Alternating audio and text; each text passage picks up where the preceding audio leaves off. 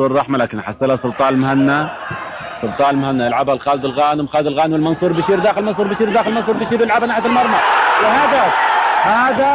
الهدف الأول للهلال حطه منصور بشير. خالد الغانم لمنصور بشير اللي ينفرد بالمرمى ويحطها ويسجل منها الهدف الأول في الدقيقة 37 من الشوط الأول.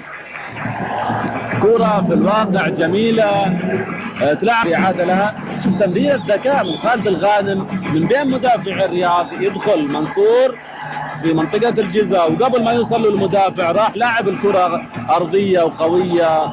يجري عليها النفاوي. حصلها النفاوي يلعبها لكن في خطأ.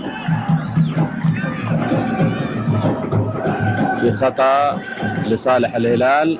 شايف خالد الغانم عند الكرة يلعب كرة ساقطة ولافة بالراس تلعب ناحية المرمى وهدف مشاري العويران.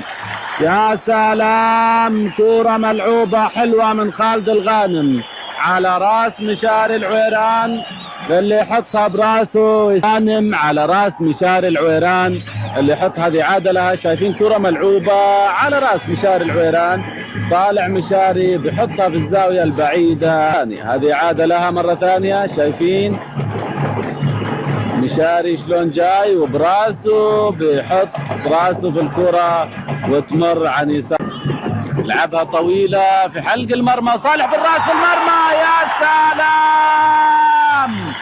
الهدف الثالث يحطه صالح النعيمة بالراس. كرة ملعوبة من أحمد نفاوي بالبطيء. شايفين أحمد نفاوي يلعب كرة على راس صالح النعيمة اللي يلعبها براسه في المرمى.